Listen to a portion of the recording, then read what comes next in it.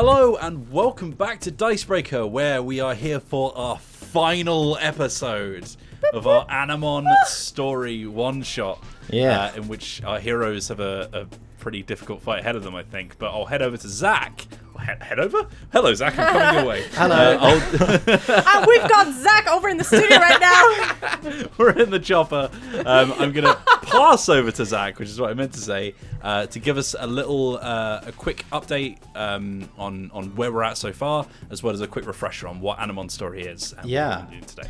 Well, so Animon Story is the tabletop role-playing game that I created to play stories like those beloved anime and video games that you watched and played as a kid, Pokemon, Digimon, and all those sorts of things with monsters and kids getting into adventures and battles and all sorts together.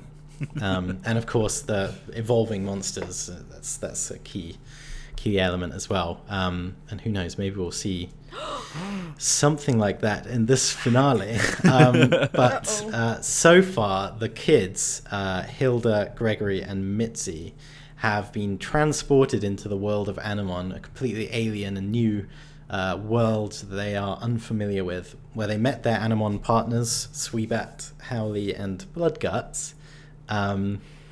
And arriving in a strange kind of echo version of their own school where they were before, they head outside, had a run-in with an angry tree, and were pointed in the direction of a shooting star that fell the previous night that was surrounded in this kind of glowing purple energy, which is something that they each saw in a dream before they arrived in the Animon world. So it clearly has something to do with them being here and what's going on. Excuse me.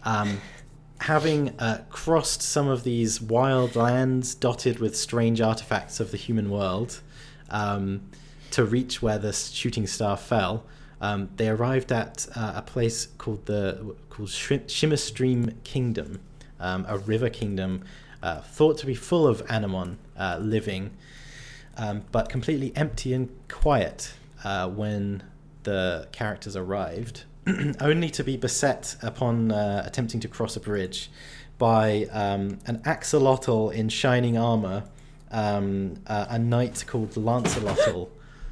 Oh my God. What's that? The cats. Oh, the cat. There's a cat in the room. We can see a tail in the background. Yeah, I saw some movement. She back hasn't there. been crushed. I thought she got crushed. She's only tiny.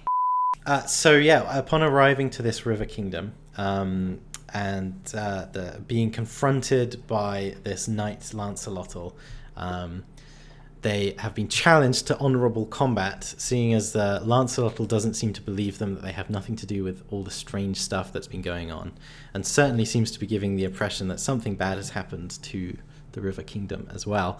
But it looks like combat is about to break out between Lancelotl and all of you. So let's have initiative rolls. Roll the initiative score in dice, and we'll see how we do. It's 1. 2. Hold on, sorry. It's very slow. 2. Okay, It's becoming a well, theme, isn't it? we are looking fairly similar because I rolled a 1 as well. No way. So that will put Lancelotl at the end, and then basically it will be any of those faster ones there, Gregory and Howley and Mitzi and Bloodguts. Either of you can go first, and then we'll have Hilda and Sweebat next, and then Lancelotl. Just before the fight breaks out, you hear another little splash, and another little figure, smaller, about half the size of Lancelotl, who's already probably about the size of a child, pops up onto the bridge out of the water, and you see a little sort of humanoid tadpole Animon carrying a little shield of its own. And Lancelotl looks down and says, Squire, good timing. We have sinister opponents to defeat here. And you see this little tadpole with just massive wide eyes sort of squaring up for a fight next to Lancelot as well. But yeah, it's Gregory and Howley, or Mitzi and Bloodguts to start off. Can we do like tandem attacks? So one of the critical moves that you can do if that gauge Right. builds up is basically everyone attacking. But if you're both acting at the same time with no other NPCs sort of separating you, I'm perfectly happy for you to do a joint move or something like that. Yeah. I think Gregory turns to Mitzi and is like, Mitzi, I need your help. Turned into David Hayter for some reason. I'm sorry. Trying to sneak around. This is how I see the square. Just before we move on, hold Oh, on. wrong camera for us. I know. So we can't see it yet. I know. It's fine. You just wait. Can you see that? Oh! That's pretty much bang on. I do have a picture of Lancelotl, but I don't have it printed off, so I can show you later. Anyway, sorry, I was busy drawing that. You want my help? Yeah. Yeah, you look up from your crayons like, huh? Yeah, pretty much. Sure thing. What do you need, George? I mean, Greg. Well, first you should remember my correct name. But second, I need you to distract him with your own attack so that I can hit mine even harder. Well, funny you say that, because Bloodguts was actually going to do a distraction attack, so... Yeah, Perfect. That works perfect. Awesome. I like how Gregory is just becoming like the nerdiest snake. But yes. Yeah, you're like Snake plus Ottercot. Yeah, no, it is. Oh yeah, my gosh. I'm the hybrid. So do we want to start off with what Bloodguts is getting up to for this distraction move? So Bloodguts was going to, like, do this thing where... it's kind of like what I was saying in the last episode, where he looks very scary, right? And so, like, he'll use that as one of his kind of, I guess, attacks or abilities. So what he's gonna do is he's gonna, like, the way he did earlier with, like, he'll like make this massive mouth, and like and it, I think, like, you'll just see, like, blood, like, kind of spewing out of it. As he, like, flies super quickly right at Lancelot, and it just, like, kind of lets out this, like, horrible squeal, and then yeah, that's kind of like, so he's trying to strike fear into Lancelot. Okay, absolutely. So Lancelot, sorry. Lancelot, yeah. So I think that this could be like a heart, or maybe a brains type thing. Either one of those, if you're trying to sort of outsmart the opponent, or just using your kind of intimidation. One of those two. I'll go brains, because that's better for me. Trying to pinpoint the fear that you think Lancelot might react to. Okay, absolutely. So go ahead and roll that. That's 2 successes, and I've got a 6. Ooh. Awesome. Well, that is going to start ticking up that that critical gauge. Did anyone say they got 6s on initiative, by the way? Or did I miss that? I Nope. can't remember. Right, we're starting. Basically, that resets at the beginning of every combat, but it's going to start ticking up. And so you can see that this does indeed rattle Lancelotl. Instead of kind of taking in the battlefield as they were before, Lancelotl's attention is fixed on Bloodguts. I forgot which order the name went in for a second. Got blood. Guts I think versus he father. then just proceeds to, like, dance around, like, ooh, Yeah. like in front of Yes, him. It's being a creepy ghost. What devilry is this? As Bloodguts flies towards him, and you can see that sort of horrible noise bouncing around the inside of Lancelotl's helmet. Definitely distracted from the others. So yeah, awesome. Okay, so I think Oh, I call that move the blood curdle. Oh, nice. nice. Okay, Nice. just Can came see you up also wobble a bit. Thanks, Mitzi. Great job. Now it's time to deal some damage. Howley, activate your signature attack. Oh my gosh.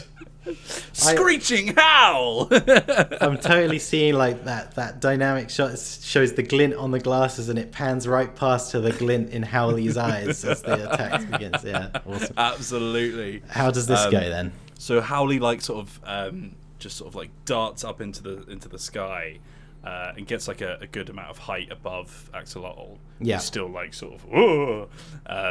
And he starts sort of like flapping his wings like stronger and stronger and generating like a sort of like gust of air. And then he just sort of bellows this big like big screech. Yeah. And as he does so, it sort of like shoots this almost like tornado-like wind blast into Axolotl. Awesome. So yeah, let's roll for it. I guess. Okay, well, I think because Lancelot is a little off balance, this could be a power. If you want to go with power, also because you're kind of keeping distance with the stack, it can be brains as well. So either. I think it's going for like a ranged projectile kind of thing. So let's go for brains. Let's go for brains. Obviously, add a dice for your signature attack, and then you can modify that further if you wish. But you also have boost on this. Okay, here we go. Oh, and there's not a 1 in sight. Love that. Yay. Okay, all right. Hooray! There are 2 2s though, so that is going to be 3 successes. All right. Well, I only got 1, so you're 2 over me. So you're gonna deal your damage score +2, and then if your signature attack has an effect that you want to activate here, it's a stunning strike. Oh, so he's going to get stunned by it. So I think maybe like the sort of like tornado-y blast, maybe like just sort of as it hits him, it kind of like spins him around and gets him all dizzy and sort of disoriented. Yeah, absolutely. Just whipped up in that whirlwind as it goes through. That's awesome. I imagine that Galatad is frantically holding on to a board on the. Oh, I didn't say the name yet. But yes, Galatad. So stunned means that Lancelot will miss their next turn. You can only affect the same enemy once per combat with that, basically, just so you can't sort of stun lock an enemy. But Lancelot will be missing a turn. And certainly, what was the damage on that as well? 6. All right, awesome. Boom. Okay. Yeah, that was a pretty powerful combo attack there, and we have Sweebat and Hilda to follow up. Yeah. I'm trying to think of what Sweebat's gonna do. I think Sweebat is going to. So, Galatad. Yeah, the little squire. Little squire. I think Sweebat is gonna try and like do the equivalent of like a kind of charm type move, where it's gonna like they're gonna like go like fly in front of Galatad. Yeah. And just like look very adorable. I'm just being like. Like. Okay, great. Yeah, I love it. And I think they just want to kind of like put Galatad off helping. Yeah. Lancelotl. And yeah, for sure. Yeah, so I don't know what I should roll for that. I think we should go with a heart roll, probably. And your quality was like loud cry or something, wasn't it? Do you think you're incorporating that in some way, or is this more about the sort of? I think they use the Sweebat definitely uses like an audio element to this kind of move. I feel like it would be fair to use that. So add an extra dice for that as well, and give us a roll with heart. We'll see how we get on. I got success. Oh god. Okay. So I think what happens is Sweebat sort of flies over there to Galatad, who has just sort of stopped clinging on for dear life as this hurricane has torn through the bridge.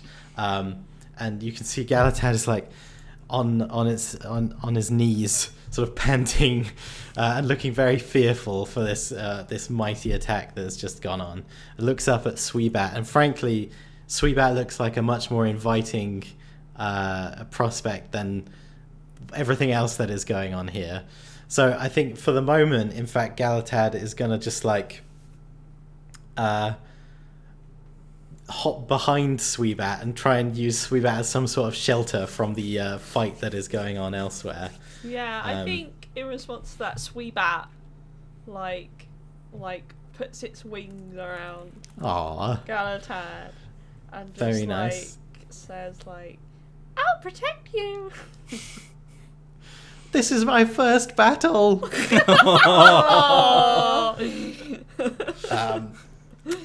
So Galatad is going to spend his turn clinging on for dear life.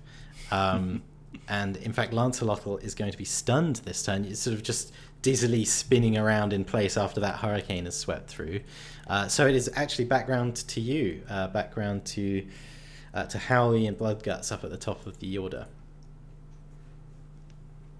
Go for it. Over to me. Okay. Sorry, my camera's just got really dark because like the sun has very much gone. But yeah, so I think what now that Howley's like up in the sky and has got like a good sort of vantage point, I think he's going to use that to his advantage to sort of swoop down and do like a big like dive bomb attack. Yeah, like yeah. So he's gonna fly down and sort of use like the speed of his like flying ability to try and like just sort of like get a glancing scratch. Awesome. Well, let's go with agility plus flight quality for that dice pool.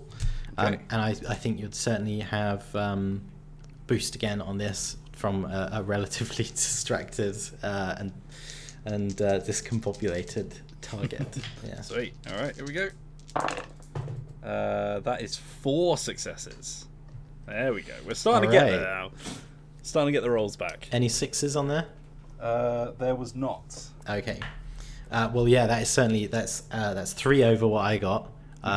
So you sort of dive down like a bird of prey and slam into Lancelotl. So how much damage would that be? With 3 over, it's a 7. All right, perfect. With that, Lancelotl sort of is just knocked end over end a few times down the bridge, kind of cartoon collision sounds every time. And with the final plod, Lancelotl ends up sitting on the bridge looking towards you. The helmet has flown off. You can see the eyes just sort of dizzy, very much clean knocked out from that, not unconscious, but it looks like you've dealt with Lancelotl handily already. They sort of stand up, wobble around a little bit, and and go, well, I see you are most honourable opponents indeed. Quite competent fighters as well. I suppose on this occasion I might be convinced to allow you to pass. It seems only right. And sort of slowly shakes off the dizziness and says, very well. I shall believe your tale. Now, what have you to say? I think before we chat, Greg turns to Mitzi and sort of like gives her a pat on the back and is like, good job, kid. She blushes. Also, I'd like to note that Sweebat is currently just snuggling Galatad at this Galatad point. has fallen sound asleep. Just using Sweebat's So cute. fuzzy body as a pillow. If anybody Yes. needs a reminder. Yeah, I think Sweebat is just like making calming little noises to... Lancelot looks over and says, he has a stout heart, but little experience in the way of knightly battle. Unfortunately, all the rest of our knights and squires were taken after the attack. What happened to everyone around here? Why is it just you? Yes, it's a ghost kingdom. No offense. It says to Bloodguts. Bloodguts just kind of shrugs. Well, it all happened in the wee hours of this morning. This purple light filled the sky, and Animon from neighboring lands, who we called our allies in the past, infected with the purple glow, came. They were aggressive. They fought us. They took away all of our knights. They even took our king Excalimander. This is awful. I'm so sorry to hear. Is there anything we can do to help? Well, I know not what quest brings you to these lands, but I believe my people were taken south into the mountains, where that storm is now brewing ominously. I would go myself, but as the last remaining knight of Shimmerstream, it is my solemn duty to protect the river. Well, we were going to investigate the purple light, weren't we? So, we'll go there and we'll rescue your friends. Why, that is a noble deed. If you do this thing, I will be forever in your debt, and you may call me Lancelotl, your ally, forevermore. Some allies. I think Hilda turns to Gregory and says, and puts her hands on her hips, and says, I think you should cut that kind of behaviour out, frankly. I'm matters. sorry. I think it's the first time he's been called out. He's just like, he sort of breaks his bravado a little bit. It matters not. Next time we meet, we shall compete again on the field of underwater jousting. But until then, I bid you good luck on your quest. Well then, Thanks! count me looking forward to it. She's like waving like this. Thanks! Lancelot will just sort of shuffles over and is quietly like, wake up, Galatad. This is not knightly behaviour. Sweebat sort of detaches themselves from Galatad. Just Yeah. flies over to Hilda and into her arms, and she just goes, and then just starts walking across the bridge.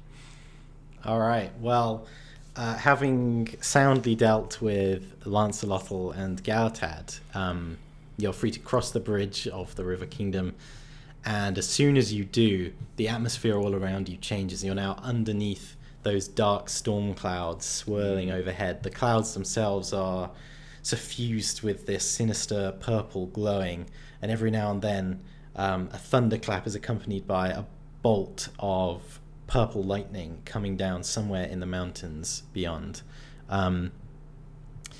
As you travel further, the terrain becomes rougher, more difficult to travel. There are craggy cliffs and slopes of scree, very much a kind of unforgiving mountainous environment that you are traveling up into. How would you go about sort of doing the best as you can to traverse this new terrain? I think I'm like Greg is struggling because he's not a Yeah. very sort of like athletic kid, and now the Howley is kind of like under all this like gusts of wind and stuff. He's finding it difficult to help out. So I'm struggling to climb up. I think Hilda reaches out her hand to Gregory and says, "Come on, we can do this." And Yeah, there's like a bit where he's sort of like, maybe he sort of stumbles and he's on his knees and you put your hand out and he's like, huh, and grabs you by the hand, sort of like gets encouraged. I think Mitzi is like walking along and Bloodgust is just like pushing her up. Yeah, slowly hovering. Yeah. Okay, well let's just have I think a reflex test from everyone, and we'll see how well you get on with this hard hike. Ooh, 3 threes. Ooh, Yeah, I got 2 successes and 1's a 6. Okay, awesome. Yeah, I got no successes as well. All right, the 2 who got no successes, I'm actually going to give you a harm, which is sort of this game's way of tracking more lasting effects and conditions. It can be anything from like an actual injury to just any kind of condition. In this case, I think that it would be like exhausted, as this travel really takes it out of you, and harm are kind of treated as something that affects both Kid and Animon. So even if your Animon aren't exhausted themselves, like they've been trying to help you along, and just the whole experience has kind of taken out of you. So yeah, you can go ahead and note exhausted in the harm box on the character sheet and just note that for the future. But as you continue on, you do get higher and higher up into these mountains, and the storm grows louder and louder overhead. No rain, but these constant lightning strikes and loud booming thunder. And you end up in this kind of,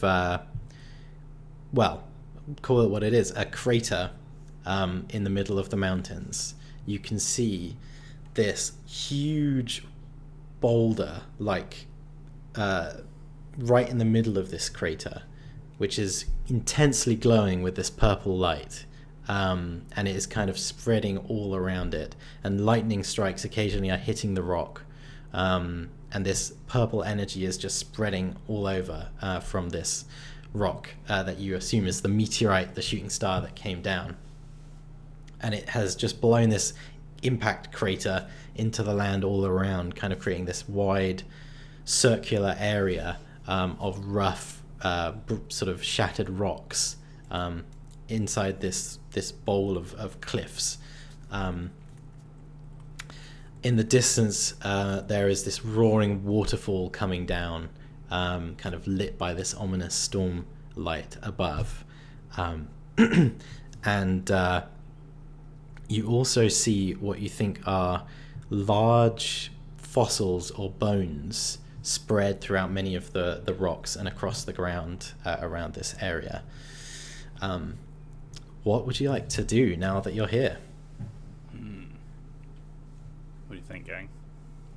Yeah, I think Hilda's looking around, just from like looking at the bones and everything, and be like, oh, oh, just a bit freaked out by it. Yeah, I think Greg's a bit off kilter as well. He's sort of like, this seems like more of a kill guts, or no, kill guts, blood guts. That's the evolved form. That's the evolve. Yeah, it seems more like a blood guts kind of place to hang out. I think Bloodguts kind of takes offense to that. He's better than this. But anyway, yeah, Mitzi has been like quite fearful the whole time when there's been like lightning and stuff, and she's mostly just trying to like hide her face because she's about to burst out into tears essentially. Yeah. Yeah. So she's just like very quiet, kind of looking down and away, trying to like hide that she's gonna cry any second. And Bloodguts is kind of like aware, and I guess he's like trying to shield that as well, like shield her from the rest of them, and is just kind of like taking it in as well. Cool. Well, as you look over this meteorite crater towards this glowing rock in the middle, there's this kind of strange visual effect that you experience where occasionally in a flash of lightning it seems like almost in a mirage-like fashion the surrounding mountains and cliffs transform in an instant into your home, basically the city or town where you all live, where you go to school. There's like a flash, and for a second that's not like a mountain, it's a skyscraper or an office block or something. And that sort of happens occasionally every now and then, and you can feel the energy kind of surrounding the meteorite in the crater. And I certainly think that that maybe Howley, for instance, would say like, whatever this thing is, it has something to do with you arriving here too. Perhaps it has something to do with the way back to your world as well. We have to try and find out what's going on here. And as much as I'm as scared as you two are too, we have to work together. Actually, would you like to go ahead and make a brains roll for Howley in this case, just to see what Howley can figure out? 3 successes and a 6. Awesome. All right. Well, as we're building up into the climax, I'm going to start counting 6s outside of combat anyway. But Howley sort of seems to notice something and says, I don't think that whatever this purple energy is, I don't think it comes from either your world or ours. I think it is a sinister force. Perhaps it looks to conquer both worlds. Whatever it is, I don't believe we can leave this sinister force to do what it would. I suggest that we attack the meteorite head-on. It's not going to be like any other battle we faced before. But I think if we all work together, us and the Animon, we can achieve great things. You're right. We can do this together. And yeah, go on. And looks at Sweebat, and Sweebat's like, yeah. So Mitzi has been repressing tears the whole time, and she does that very anime thing where she goes, "All right, let's do it!" And there's a stream of tears that just are sparkling away because she's gone from being really sad to being brave, and she's like, "Shh." That Awesome. Greg puts his hand out again. Yeah. Oh, straight in. Yeah, Hilda's like, yeah. And as you do the all the hands and appendages in the middle, there is a lightning strike bigger than any that you have seen so far. It kind of lights up the entire surroundings in negative light for a moment as this purple bolt slams down into the meteorite before you, and you can see the purple energy chaining all around the environment, running through it as if it's conducting it. And as you face this glowing rock, things begin to move around you. Bones and fossils begin to shudder and vibrate and begin to be drawn together into one form that materializes in front of you, each piece kind of assembled like a jigsaw puzzle, until standing before you is this terrifying form of a skeletal Tyrannosaurus, just sort of dwarfing you all in size, and it sort of stomps forward with a shuddering step and lets out that exact Jurassic Park T-Rex roar sound effect. I think we should probably roll initiative at this point. I think we should, yeah. I think at this point Mitzi's looking determined, but her lips are quivering. Yeah. Nice. Double 1, everyone. I have once again rolled a 2. I got 2 as well. What the hell? That's so weird. Mitzi and Greg Alright. share a strong bond. Yeah. I got a 3 this time. Oh, no. So finally I get to go first. Did anyone get 6s, by the way, on those No, I rolls? did not. No 6s? All right. We're currently at 2 on the gauge, 2 out of 8. But yeah, this skeletal dinosaur looks completely kind of bestial and ferocious. It doesn't look like any of the Animon you've encountered so far, and it steps forward with a kind of great earth-shattering footstep, leaving that big print on the ground. And as it does so, it lowers its head, and this kind of dark energy begins to swirl around its skull, and it just sort of bull rushes the group. So it's a little difficult to tell exactly who it's going to go for, but I'm going to roll the dice, randomly decide, and I think we've got Howley as the target for this. All right. So could you make me a dodge roll against this giant skeleton T-Rex, please? That is 2 successes, one of which is a 6. All right, awesome. I got 3 successes on that one. Rolling a little better for the final boss for once. So yeah, the impact is heavy. This kind of dark energy sort of explodes out from around the impact. A plume of dust, very anime fight scene. And Howley goes sort of flying back from the impact. So you are, I'm afraid, going to take 9 points of damage from that. Oh my god, almost dead. I'm on 2 health. Or Howley as well. Yeah, Howley like flies backwards, and it's like, when they've got like that sort of like cross-stitchy kind of like damage like scribbles on them in just the anime. like all those lines. He's looking like really sort of like abject.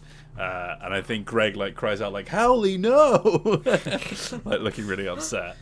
It's only fair at this point that I let you know some of the other things you can spend your bond points on, as well as boosting the number of dice you can do. You can also spend a bond point to get an extra use of your signature attack if you run out, which hasn't happened so far. That's fine. You can spend 2 bond points to make an immediate extra action in combat, even if it's like not your turn. And you can spend 3 to save yourself on 1 HP if you get reduced to 0. Wow, okay. You can also spend an amount to introduce a little narrative help for yourself if there's like a thing you want to add to the scene or whatever. But I think who was on 2 initiative up next? Myself Once and again, both me and... Okay, well, either of you can go next as Howley is slammed back into the cliff. Howley's pretty injured, so I think Bloodguts would probably okay. come up next. Bloodguts is gonna go straight in with his signature attack. So Yeah. that's Blurred Lurst for anyone who's forgotten. Bloodlust. Blurred Lurst. And that's when he like cries tears of blood and then shoots them like daggers. Awesome. I'm gonna use a bond point to use an extra die. I feel like we're at a point where that's probably wise. You Extra get 2, 2 right? extra Yeah. dice, in fact. Oh, wow. And then you can Yeah. spend another bond point to add 3, and like you can keep going basically. But the first bond point you spend gets you 2 dice. Right, okay. I'll just go with 2. So that's 5 dice. Hopefully that'll do something. Well, oh god. That's 3 successes, and one of them's a Awesome. 6. Awesome. All right. The critical gauge is climbing, and you beat me by 2. Yeah. Wow. Okay.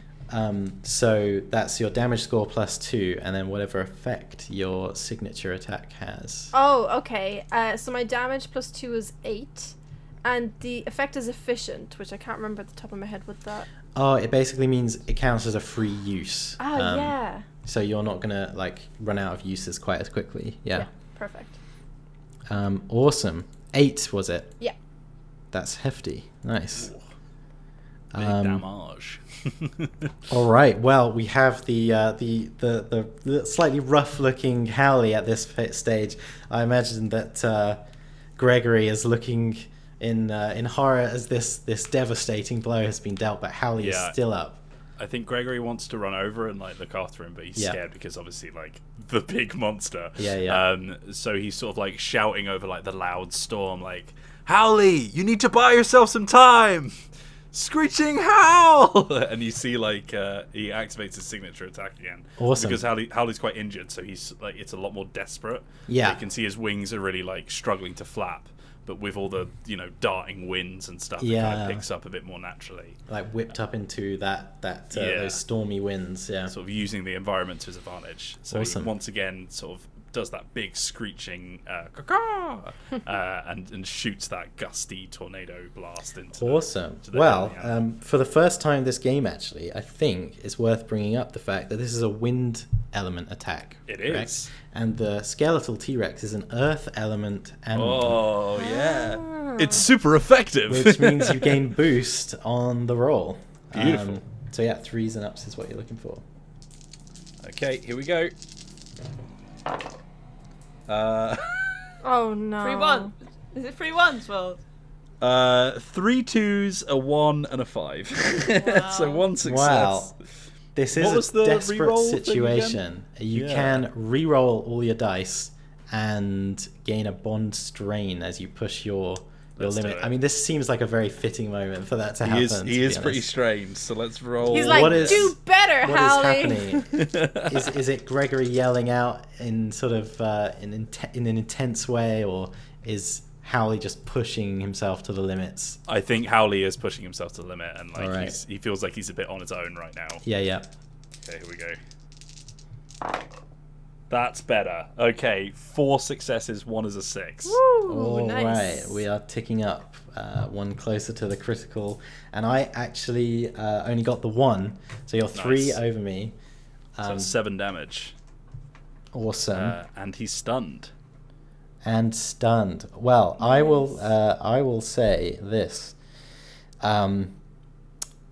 Perhaps to everyone's surprise, as this mighty attack from Howley sort of whips up into the stormy winds, it almost sort of controls those winds, and as those blade-like feathers impact, you see cracks appearing in the structure of this reanimated skeleton, and it lets out a mighty roar and collapses into pieces once again on the floor.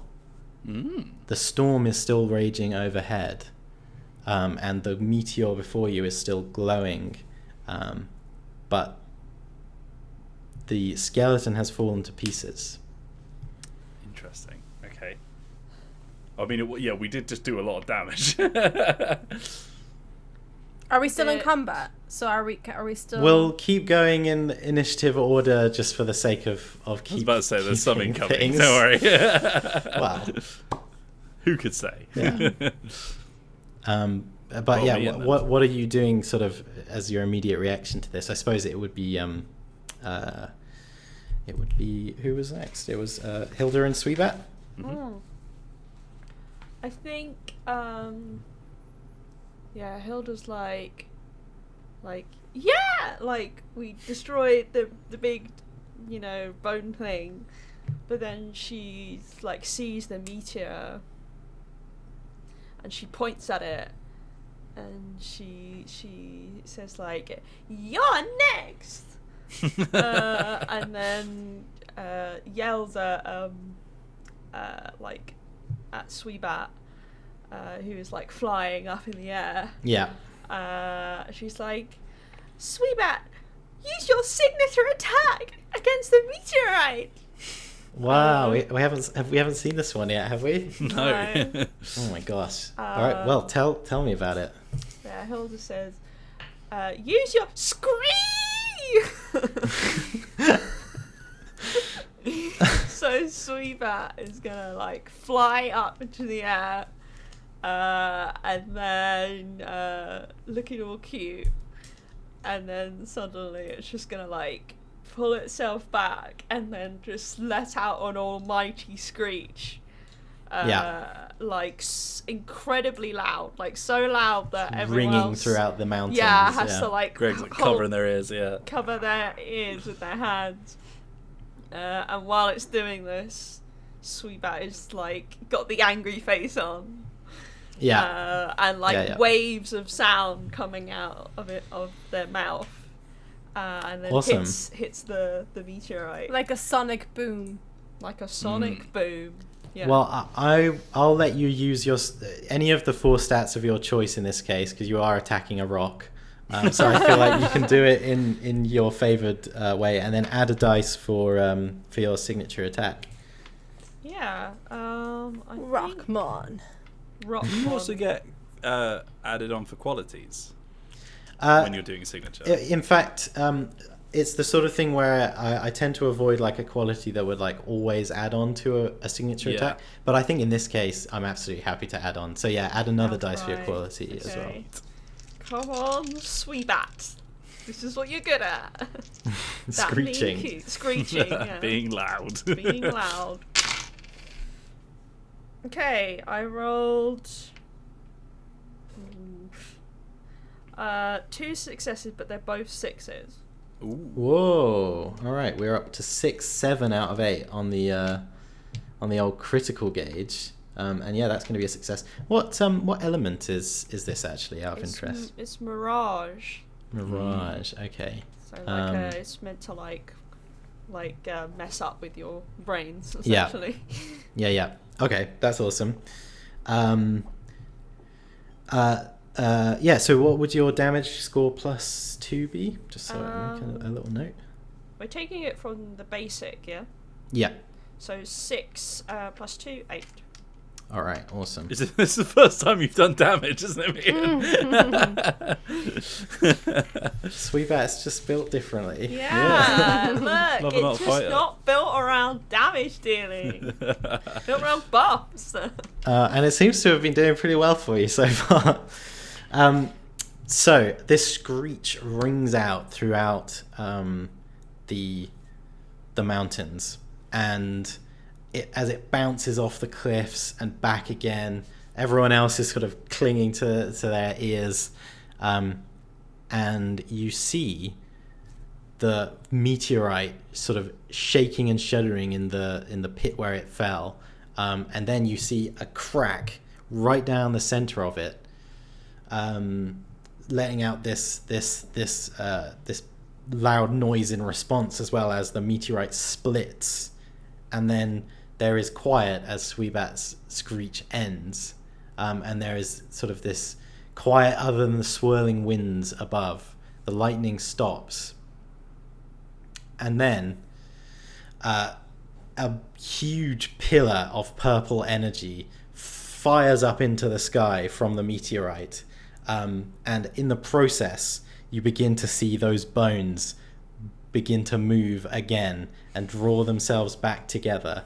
This isn't even my final form. That purple light encapsulates the whole of the skeleton as it is being knitted back together, and in a burst of this purple light, the Animon stands before you, a horrifying evolved form, the skeletal T-Rex, but with all of these machine parts kind of all throughout its skeleton, and you see mounted on its back, as if it was like some kind of war animal, a huge like Tesla coil, basically, is just conducting that purple lightning and sending it scattering all over the place. And at the same time, the whole of your surroundings begin to phase and shift once again. You get those instant flashes of, instead of mountains, you've got the buildings of your home, basically, wherever you're from. And they remain this time, not completely physical like you've swapped back, but in a kind of dome with an area like the crater around you.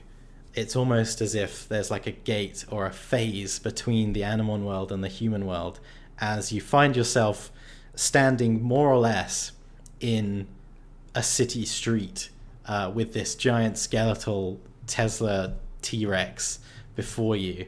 Your Animon still with you. You can see the shapes of people moving around outside this dome as if they can't see what's happening inside. But every second that passes, it's getting more and more real. And the T-Rex kind of stomps forward and like crushes a car on the side of the street as it does so, and lets forth a mighty burst of lightning from its back, which is going to be its attack because it's back round to its turn, I believe. And luckily we're still in initiative, which is a coincidence. It's this time going to attack Sweebat, I think, after that effort. Rude awakening. My sweet child, I swear. All right, would you like to make me a dodge score, please? Yes, I will. Now, this is an interesting thing: is that the enemy gets a boost against you because it is now of a stage higher than you. It is a Superstage Animon. Oh no.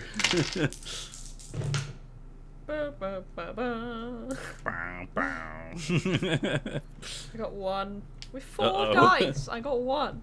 Oh no. It's not a 6, is it? Nope. No, okay. Oh, that well, would have been too helpful. This blast of lightning shoots forward and just strikes Sweebat dead on. That is going to be 12 damage coming through. Yeah.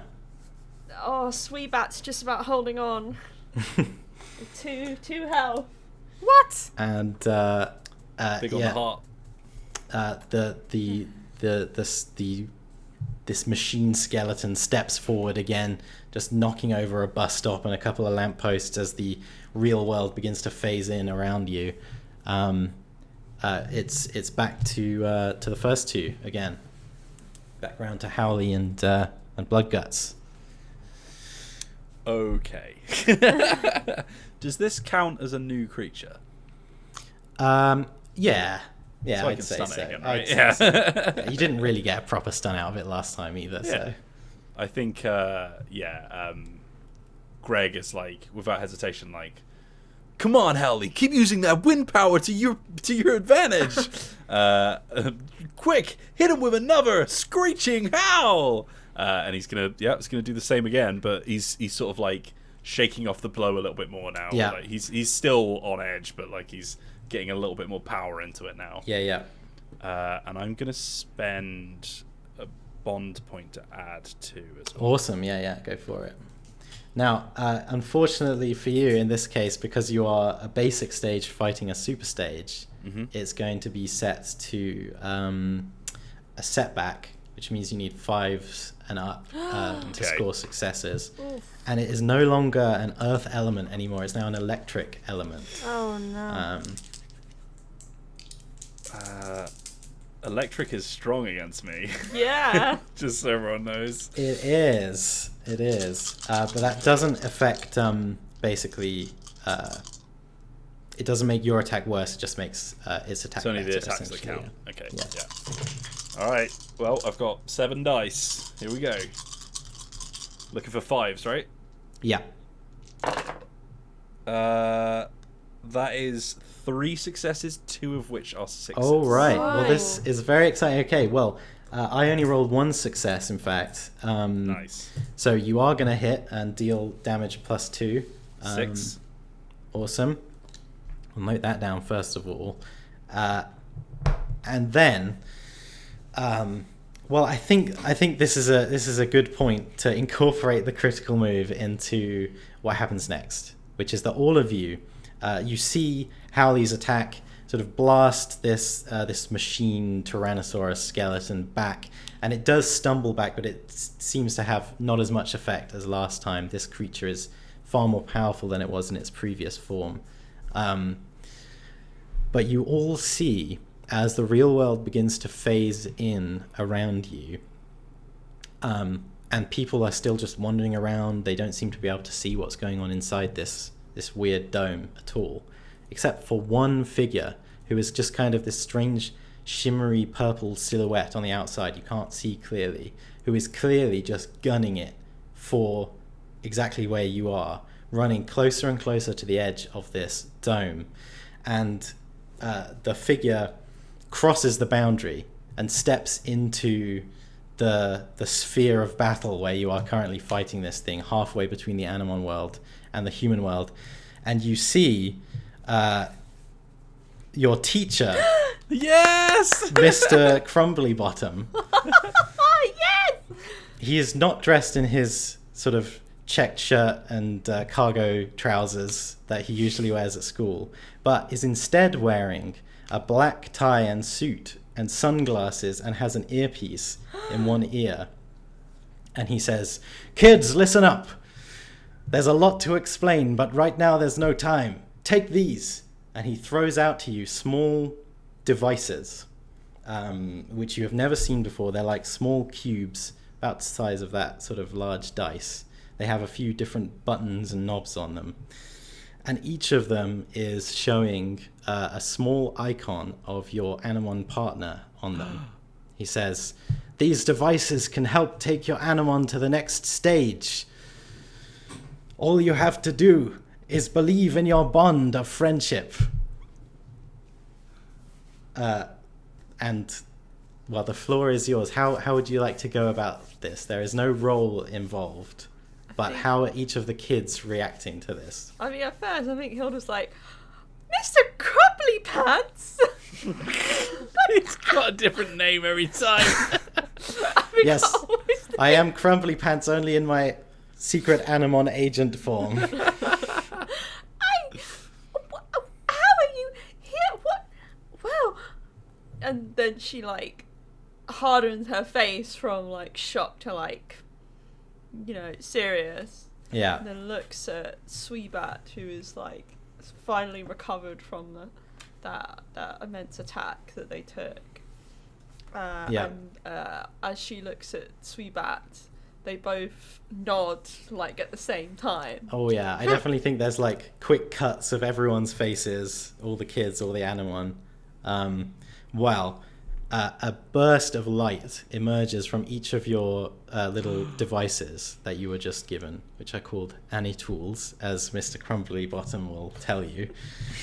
And the light leaps forth and envelops your Animon partner. I'm sure these are color-coded to, like, be toyetic or whatever. Sweebat's is pink.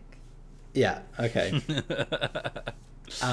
The light leaps forth and surrounds your Animon partner, and they begin to expand and grow, this light sort of bursting around them. Well, tell me what the evolved Superstage forms of each of your partners look like. Oh my god. Oh no. I've got a fairly good idea if people want me to go first. Yeah, I'm not too worried about it's based stats on at a this real point, by the way. Pokemon. Just, yeah. No, because the Pokemon it's based on is technically its final form. So I'm having to invent You're something doing a new one, yeah. new on top of an existing canvas. Well, yeah, my go God. for it. Hitherto unseen. Yeah, I What think does it look like? Sweebat, becomes like bigger and like fluffy, Right. and then like has like wings that are more akin to the size of its body rather than like the little Yeah. stubbly ones it had. Yeah. And I think its tail, which was just kind of long and like flappy, is now like joined up to make a little heart. Oh, And it's That's got like great. little hearts that are like a darker colour than its fur, like pop up on its Yeah. body. Yeah, And also its its eyes like grow these enormous eyelashes that it like I love this flutters. so much. I love this. And now it's like bigger than you are at this point, right? Like a big fluff ball, basically. Yeah, big fluff ball, and it like flutters its eyelashes That's at amazing. Hilda, and she just squeals in delight. And she's like, ah! Yeah, and as I said, I'm not going to worry about stats for this one scene. We'll just play it out. So that's awesome. Do either of the other you have an idea for evolved form? Can Animon be dual type? They can change type when they evolve. And one of the things they can do is have a different typed attack compared to their sort of base type. But there's no sort of being two types at the same time. Strictly. Yeah, I think his new signature attack takes on more of a light element. Nice. But he's still a wind like avian creature. And as he sort of like bursts out of the bright light that popped for his evolution, you can see that his feathers are much more like iridescent, like they're super like shining and bright, and it's almost like he's become quite like reflective, and like the sort of like wispy sort of eyebrow things that he had are now much longer and sort of like flowing a little bit. That's awesome. And he's got like this like very sort of like glowing white eyes that are very sort of like piercing. That sounds very intimidating, honestly, and very awesome. Can I quickly note that Sweebat's name is now Squeebat, please? Squeebat in the evolved form. All right. Do we have an evolved form for Howley named as well? I didn't think of that. It's not strictly needed, but I'll leave you to think about that. He's now called Glowly. Glowly. I like it. A mix of Howley and Glow. Glowly. So Lolies has been brainstorming this entire time. Yeah, I've literally drawn a picture because I needed to draw a picture to visualize. What do we think Blood Guts is turning into? So Blood Guts before was like almost like an ethereal kind of like see-through floaty thing, which was like and it, like he didn't really have any limbs as like to speak of. Like he could kind of I guess create limbs, but like they didn't really have limbs. So now he's a bit more like a form. He's not like solid, but he's more of like almost like a jelly, but he's not. He's just like he's just a bit more of a slightly bit more closer to corporeal. Yeah. Exactly. And he's taken on like a darker hue of like his overall body is black. Whereas before it was like almost like a see-through kind of dark gray. I've drawn a picture. He's got Whoa. He's got like his arms are like drops of blood, and he's got like almost like a window that looks into. I'll show this to the camera as well. He's got like almost a window that shows into his guts now. Like a Teletubby.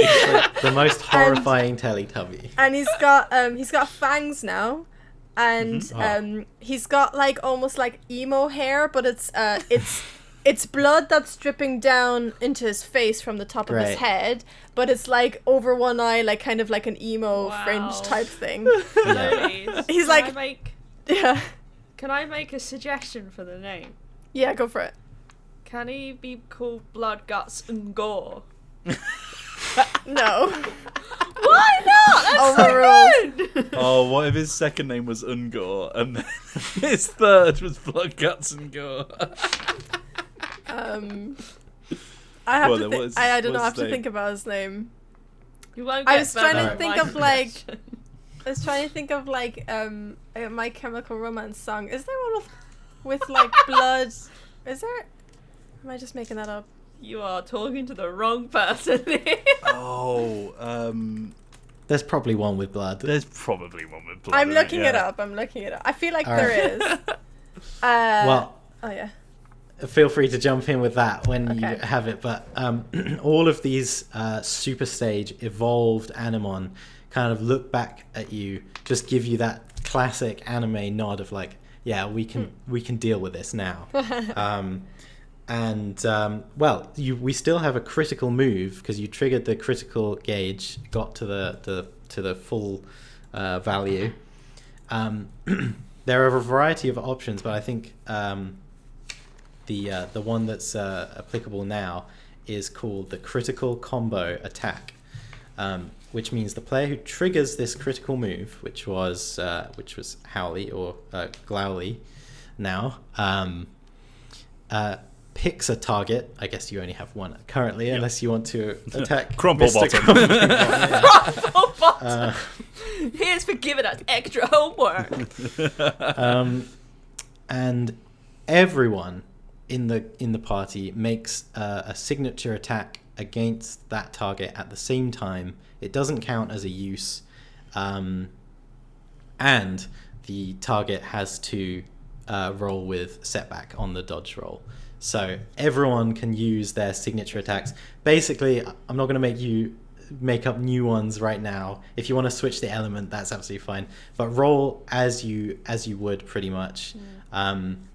Normally, just add 2 extra dice to the pool. Okay.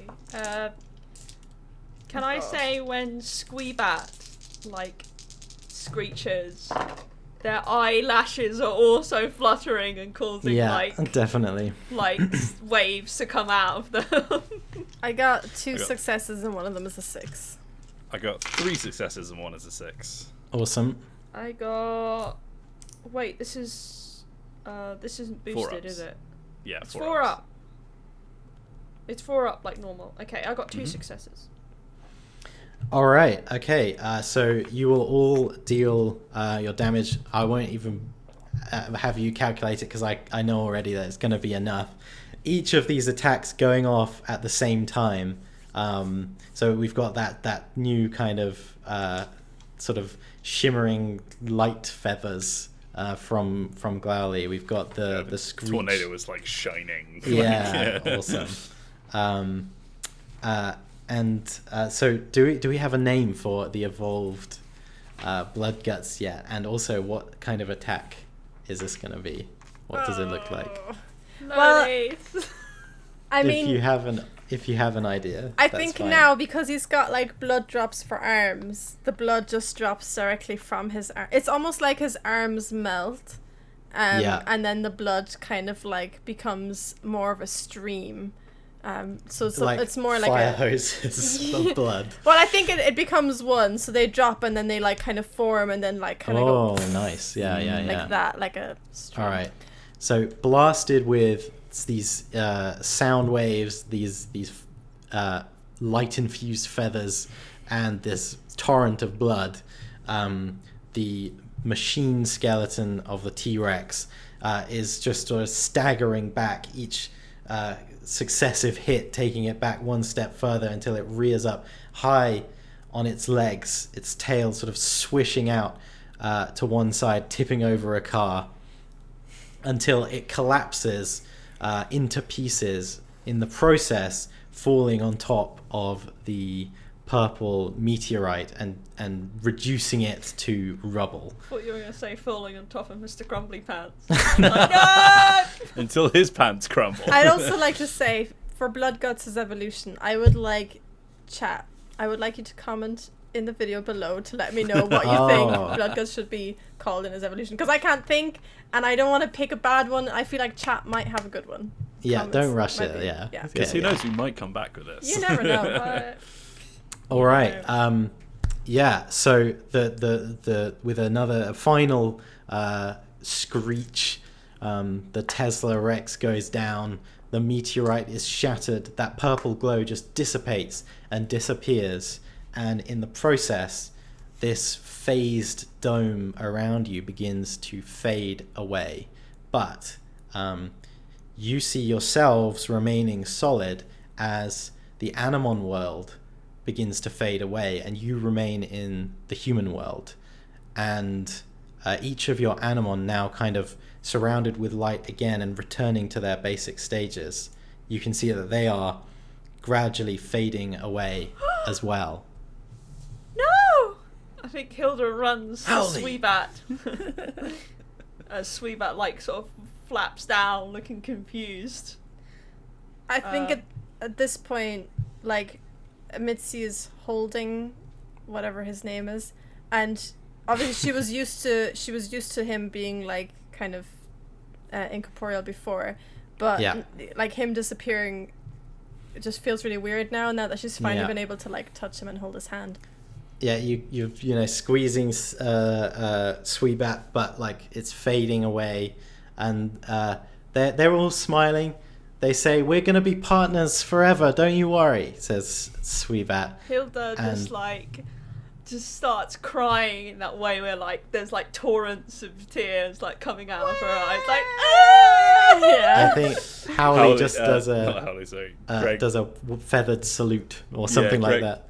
Greg pushes his glasses up and goes, "Huh, bad day for rain." There's a single tear that comes down the cheek. And with that, the Animon world, the skeleton, the meteorite rubble, everything, your partners have phased away, and you are left standing in the middle of a street, which looks like a freight train has just run through it. All the damage has remained. There's a car flipped over, there's street lamps fallen over. And as you sort of stand there looking at the spots where your Animon partners were standing, Mr. Crumbly Pants approaches, one impeccably suited footstep after the other. He looks over you as the wind sort of ruffles through his jacket, and he takes off his dark sunglasses and says, "You'll be seeing them again soon, kids. Sooner than you might think." And then he turns around and says, "There's a lot to fill you in on." And I think that is probably the end of the game. Thank you so much, Zach. Very much so. That was so Wow, good. that was good timing on the old critical gauge. That was so much fun. Yeah. That was great good. fun. I've had a great time too. And I hope everyone in chat had a good time as well. Let us know in the comments if you want to see some more of this. Maybe we'll get Zach back. I would love to. Be my pleasure. Yeah. But thank you very much for running that, Zach. Would you like to give us one final plug for Animon and yourself? Yeah, well, absolutely. If you have liked this and you want to get a taste of it for yourself, you can go to animonstory.com. You can buy the game. You can get a free play kit, which has like sort of concise mini rules to download and check it out. animonstory.com. It's got all the stuff that you need there to find it. And then if you want to follow me on Twitter, it's at ZakBeFree. Zak Barouh is my name, and yeah, you'll see Animon Story all over my profile, so it should be easy enough to tell. But yeah, that'd be great. I'm fairly active on there. So yeah, if you like this taste of Animon Story, yeah, please do come and have a look what else there is. Well, we certainly liked it, so thank you very much for showing it to us, Zach. And Thanks for having me. We'd love to have you on again, another time. You're very welcome.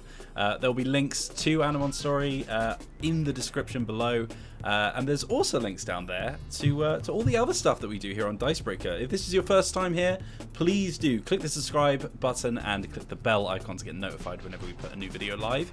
You can head over to dicebreaker.com to read more fantastic articles written by the likes of Meehan and Matt and all of our fantastic contributors. And you can also grab some exclusive Dicebreaker merch over at dicebreaker.myshopify.com.